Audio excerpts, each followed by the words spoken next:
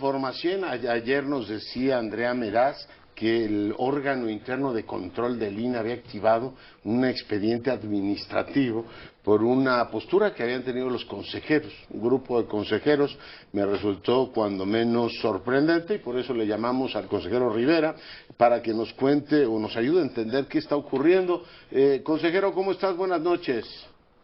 Buenas noches, Leonardo, me da mucho gusto saludarte. Estoy a tus órdenes. ¿Me ayudas a entender qué ocurre? O sea, se abrió un expediente por parte, o se reactivó, entiendo, un expediente por parte del órgano interno de control. Así es, la semana pasada, entre el jueves y el viernes, y probablemente en algún día más, 6 consejeros electorales que en diciembre de 2021 aprobamos por voto de una mayoría la posponer temporalmente los trabajos de organización de el proceso de revocación de mandato.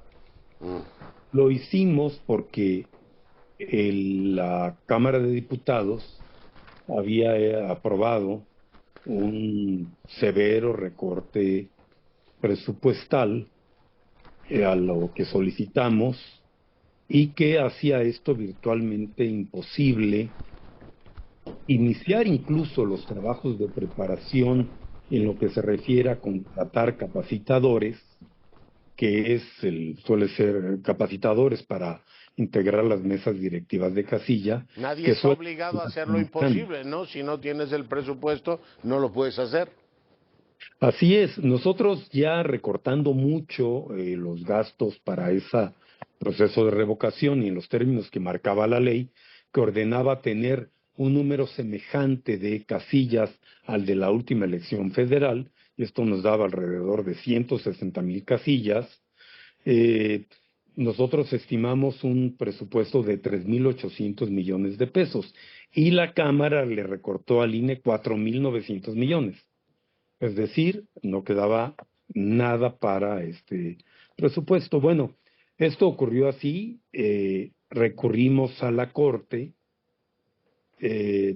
la Sala Superior revocó el acuerdo de, unos días después, revocó el acuerdo que tomamos de posponer temporalmente mientras había las condiciones, ya fuera de una ampliación presupuestal o que la Suprema Corte nos permitiera, nos autorizara a organizar ese proceso de consulta revocatoria sin atender a todos los extremos que la ley establecía, como la cantidad de casillas. Y la Corte nos concedió esto un poco más tarde, de tal manera que, de hecho, muy pronto ese asunto se quedó sin materia, que era una materia electoral que le correspondía al Tribunal Electoral resolver, confirmar o revocar. Pero ayúdame a entender una cosa, o sea, eso que es un tema de trabajo normal en un órgano colegiado, oye, lo podemos hacer, ¿no? Yo veo que no es factible en tales condiciones.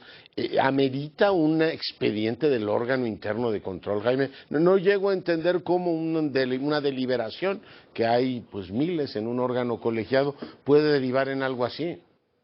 Pues sí, eso fue algo irregular, por decirlo menos.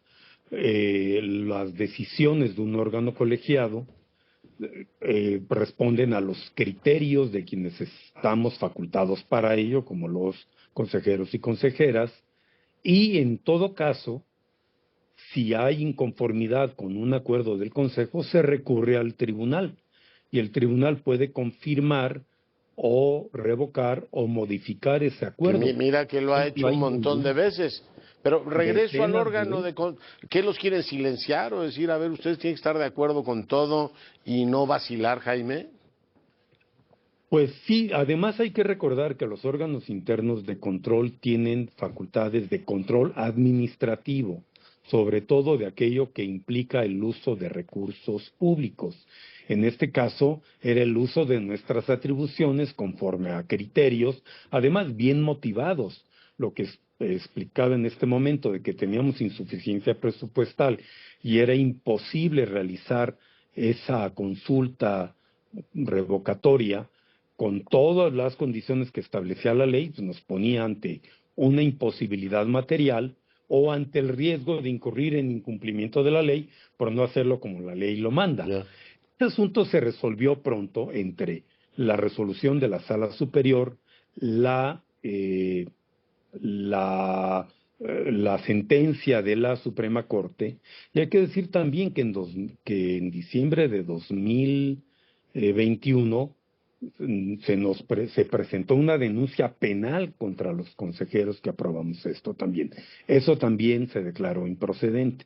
Entonces ya estaba fuera de lugar, ya estaba fuera de tiempo, la consulta revocatoria se realizó, no tuvo, el único efecto que tuvo fue que la Corte nos autorizó nos autorizó a organizar el proceso electoral como pudiéramos con los recursos Claro, disponibles. no, absoluta. Oye, pues Y sí, francamente intimidatorio y que lo hayan recuperado después de todos estos años, sí me resulta enigmático. En aquel momento, ubícame, hubo también una petición de Gutiérrez Luna, que después fue presidente de la Cámara de Diputados, creo que en aquella época todavía también lo era, de casi un recurso penal, ¿no?, contra Ciro así Murayama y es, Lorenzo presentó una Córdoba. denuncia penal por ese mismo hecho Ándale.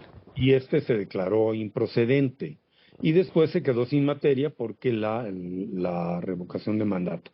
Y bueno, de última hora puedo informarles que el diputado Sergio Gutiérrez Luna, que presentó esta denuncia y que le dio vista al órgano interno de control y que éste revivió el asunto hace muy poco, bueno, el diputado Gutiérrez Luna presenta un oficio de desistimiento al considerar que ya no tiene materia, que se cumplió, que ya no tiene relevancia, que se cumplió el proceso de revocación de mandato y por lo tanto solicita que ese Ahora asunto como vicepresidente de la Cámara.